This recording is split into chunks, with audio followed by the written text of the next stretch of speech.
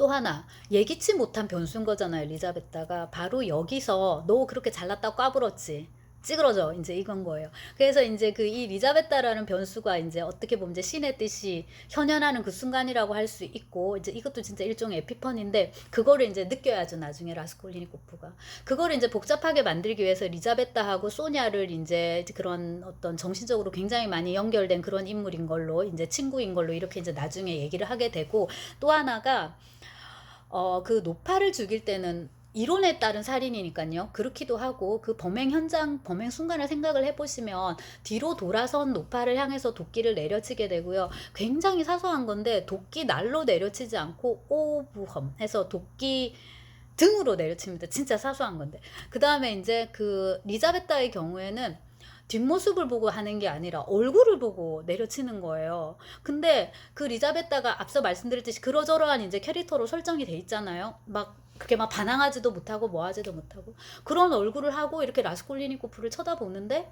라스콜리니코프는 돌기를 들고 있고, 그 상황에서 네가 정말 나를 죽이는 거냐, 네가 진짜 나를 죽일 수 있을 만큼의 그러고도 네가 인간이냐, 간단히 이거예요. 네가 진짜 지금 짐승이 될 거냐, 인간이 될 거냐. 마지막 이거 네가 선택은 너한테 있는 건데 네가 지금 알아서 선택해라. 근데 이제 라스콜리니코프는 리자베타를 죽임으로 해서 말하자면 인간이기를 이제 포기한 거예요. 그래서 이제 그 리자베타의 고통의 전 얼굴, 상처받을 수 있는 가능성을 통해서 이제 역시나 그 신의 뜻이 이제 보인다. 그 라스콜리니코프의 어떤 윤리에 대한 최후의 이제 실험이었던 건데, 그 짧은 순간에. 그거가 이제 결과적으로 라스콜리니코프로 하여금 이제 자수하게 만드는 이제 그걸로 이제 이어지는데요. 주제하고 굉장히 밀접한 부분이라서 제가 또 말이 길어졌네요. 지금 읽었기 때문에. 자, 그렇고 그 다음에 북적북적 막 밖에서 소리가 들려요. 그래서 일단 죽인 건 죽인 거고 일단 문부터 걸어 잠굽니다.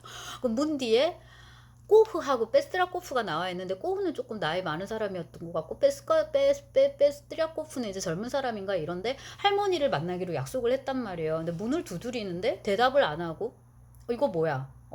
어디 갔어? 리자베타 어디 있어요? 아무도 없나? 이거 아무도 없을 거면 약속은 뭐하러 잡았어? 이상한 사람이네. 이러고 보니까 야, 저거 좀 봐. 갈고리가 안으로 걸려 있어. 문고리가 안에서 걸려 있어. 여러분 이것도 어떤 상황인지 아시겠죠? 그죠?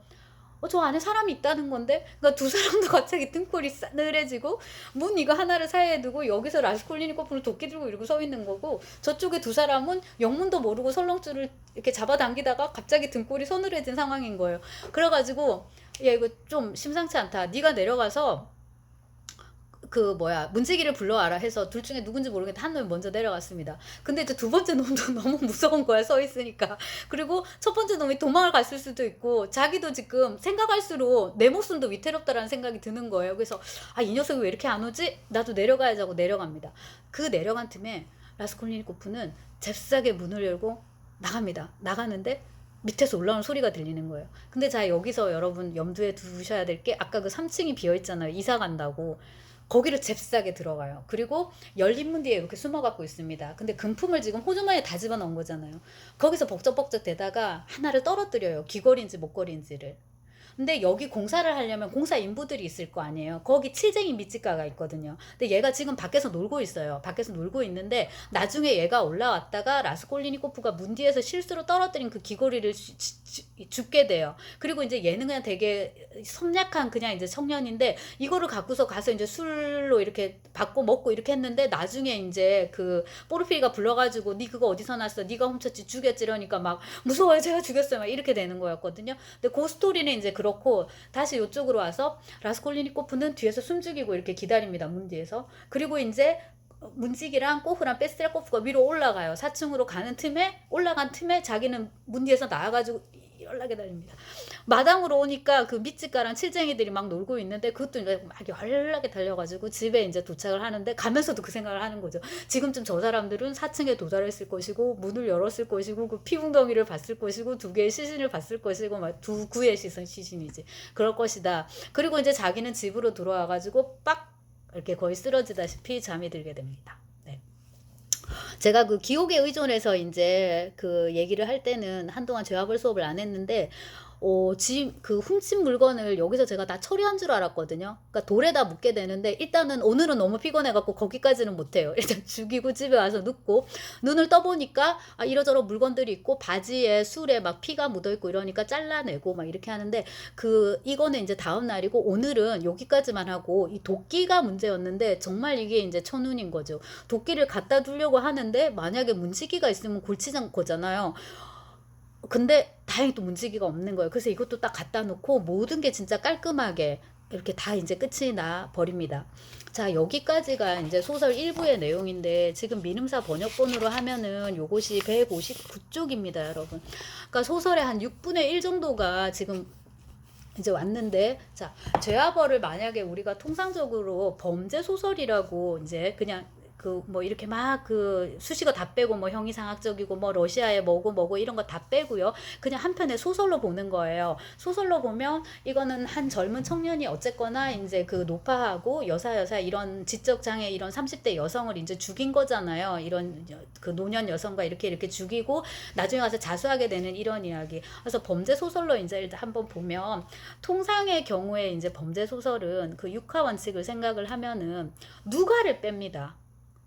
범죄 현장이 먼저 이렇게 우리한테 제시가 되잖아요. 뭐 살인의 추억 이런 거 지금 막 떠오르는데 그런 것도 그렇고 뭐 옛날에 되게 무서웠던 세븐 막 이런 것도 있단 말이에요. 그러면 범죄 현장을 우리한테 딱 보여줘요. 그러면 누가 어떻게 살해됐는지를 우리가 이제 대략 알 수 있는 거죠. 그리고 왜 살해했을까? 그게 궁금하긴 하지만 그거는 뭐가 해결돼야 돼요? 누가 죽였는지를 해결하면 범인을 잡아들이면 왜는 우리가 알 수 있는 거예요. 그래서 대부분의 범죄 소설은 누가 죽였는가를 추적하도록 소설이 진행이 됩니다. 근데 도스토옙스키의 이 죄와벌은 도대체 정말 무슨 자신감인지, 자신감의 클래스도 다르다라는 생각이 드는데 소설의 초반에 그거를 다 보여주고 시작을 해요. 누가 죽였는지 우린 알아요. 이 청년이에요. 라스콜리니코프고 얘에 대해서 우리 되게 많이 알아요. 지금 보니까 막 학생이고 뭐고 엄마 얘기도 나오고 막 나온단 말이에요. 그리고 갑자기 가가지고 도끼를 들고 지금 사람을 둘이나 죽였는데 어떻게 죽였는지 그 과정도 다 나옵니다. 근데 지금 소설은 되게 많이 남았어요. 그러니까 앞으로 이어지는 이 5개의 챕터의 내용은 오로지 이 청년이 왜 이런 미친 짓을 했는지를 읽기 위해서 존재하는 건 거예요.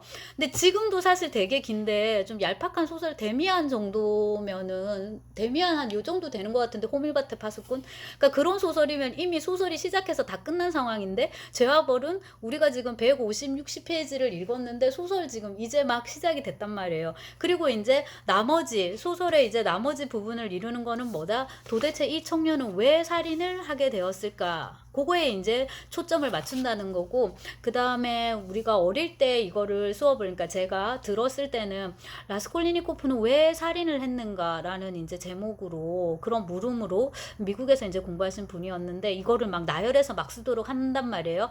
근데 이건 사실 왜라기보다는 어떻게 살인에 성공할 수 있었나 혹은 살인의 과정은 어떠했는가 이렇게 이제 정리하는 게 맞을 것 같은데 제가 지금 생각보다 되게 길게 찍었는데 그 소설을 읽은 인상이 남아있어가지고 간단하게 번호를 매겨서 요약을 하자면 자 1번 노파를 이제 처음에 방문하는 걸로 시작을 하고 아버지의 은시계 그걸 이제 유품으로 맡기고 1루블 15쿠페이카를 받습니다. 이게 1번. 자, 그 다음에 2번 술집에 들러갖고 마르멜라도프를 만나면서 더 이제 감화되게 되는 거예요. 그런 가난한 사람들, 핍박받은 사람들의 이야기에 요게 2번. 3번에 이제 그 하숙집으로 들른 게 아니고 집에 갔는데 하숙집에 이제 편지가 와 있는 거예요. 그래서 이제 그 엄마가 보낸 편지를 통해서 다시 한번 감정이 막 격해지는 거예요. 그리고 나중에 그 생각하죠. 아, 우리 지금 간다. 엄마가 그 얘기예요. 요는 그 루진이 먼저 갈 거고 우리도 지금 간다. 아, 내가 지금 몇 년 만에 너를 보는 거니 막 너무 감격이다. 이게 또 하나가 있어요. 근데 나중에 이제 엄마랑 두냐가 왔을 때 라스콜리니코프가 야 이흐 자오치노 딱글류빌 그들이 없을 때는 내가 그들을 그렇게 사랑했는데 막상 오니까 너무 막 미치겠는 거야. 막 엄마 막 옆에서 징징 짜고 막 또 여동생은 또 성격이 또 괄괄한 거야. 오빠처럼. 그래갖고 둘이 막 계속 이렇게 자존심 싸움 해야 되고 아무튼 이제 이 편지를 통해서 라스콜리니코프의 일종의 아킬레스건이라고 할 수 있겠죠. 그 약간 바자로프 비슷하게 자기는 막 이러저러한 어떤 이론을 세우고 되게 막 뭔가 관념에다가 뭔가 사상에 그다음 이제 법대생이고 막 뭔가 되게 야망이 이렇게 있는데 엄마나 누이 동생을 만나면은 네, 막 그런 문제들, 이 집안 문제면 막 이런 거, 그 다음에 너는 우리 모두의 희망이고 뭐고 막 이런 것들, 이거에 이제 얘가 동요된다는 거예요. 이 편지 때문에. 자, 요게 3번 항목이고요. 자, 4번에 아까 제가 바실리예프스키 섬으로 갔다 그랬죠. 간 다음에 이제 거기 그 술제 취한 여자를 이제 보게 되고, 그런 게 또 역시나 이제 마음을 흔드는 거죠. 이렇게 어린 여성이 유린당하고, 그 다음에 그 거의 직후에 말꿈을 꾸게 됩니다. 그러니까 얘는 낮잠을 되게 많이, 낮잠, 밤잠을 막 바꿔가면서 막 정신없이 사는데, 그래서 그 꿈은 나중에 얘기를 하겠지만 이 약자에 대한 메타포거든요. 소냐나 이런 인물에 대한. 그래서 저들을 내가 구해야 된다라는 식의 이제 그런 메시아 사상에 이제 조금 더 감화되는, 역시나 또 눌리는 걸로 이것도 이제 얘기를 하고요. 이게 4번. 자, 그 다음에 이제 5번. 은 이미 이제 다음 날입니다. 1박 2일이거든요. 이제 다음 날은 그 센나야 그쪽에 이제 시장을 광장 쪽으로 해서 시장으로 갔다가 리자베타가 7시에 비게 된다라는 거 알게 된 사실 이제 그거고 괄호치고 여러분 과거에 그 대학생과 장교 얘기 들었던 거 그것도 다시 한번 상기가 되는 거예요. 겸사겸사. 그래서 이제 그 거사를 치르는데 이제 더 이제 그거를 하게 되고요. 요게 참 같은 날이었고 그 다음 날 이제 그 범행인 거죠. 제가 좀 순서가 헷갈렸네요. 네. 그렇고, 이제 마지막에 그 1, 2, 3, 4, 5, 6번. 6번 이제 다음 날에 이제, 네, 다음 날에 이제 그 잠시 환시를 꾸게 되고, 그 다음에 이제 도끼 구하고 등등등 해갖고 이제 결국 죽이게까지. 그리고 이제 지금까지 이제 얘기를 한 거에서 그 라스콜리니코프가 이렇게 범행을 저지른 거에 이제 동기, 이런 걸 이제 꼽자면, 크게 나누면 하나 이제 심리적인 부분, 이 부모님 관련된 그 부분, 여동생이나 이제 요런 거, 그 다음에 이제 소녀 얘기 들은 거 그것도 있는 거고요. 그게 이제 1번. 그래서 요게 심리적인 갈등. 이라고 이제 우리가 볼 수 있을 것 같고요. 심리적인 라인. 그 다음에 이제 두 번째 조금 더 얘기를 많이 하게 될 라인은 뭐냐면은 이제 사상적인 거. 요거는 이제 처음부터 많이 이제 살펴봐야 되는 건데, 바깥으로 좀 보면은 그 러시아의 농노 해방이 있었던 게 여러분 1861년입니다. 이런 식으로 이제 진보적이고 여러 이런 그 복잡다단한 서유럽의 공리주의라든지 이런 것들이 사상들이 러시아에 많이 수입되게 돼요. 그거를 이제 우리가 지난 시간에 바자로프를 통해서 뚜르게네프의 주인공 바자로프를 통해서 봤는데 네. 문학사는 잔인해가지고 뚜르게네프는 도저히 도스옙스키의 짝이 될 수가 없어요. 그 다음에 그 바자로프도 라스콜리니코프하고 이게 절대 될 수가 없어. 아무튼 이제 그 사상 같은 게 이런 게 많이 들어오게 되는데 그게 이제 이 라스콜리니코프한테 통째로 흘러 들어가가지고 러시아식으로 이제 변형을 겪게 됩니다. 우리가 간단히 공리주의, 뭐 자본주의, 실용주의, 뭐 경험론 이런 식으로 얘기를 하는데 그거가 어떤 식으로 이제 변모돼가지고 라스콜리니코프한테 나타나는지 그런 부분들을 이제 자세하게 얘기를 다음 동영상에서 하도록 하겠습니다.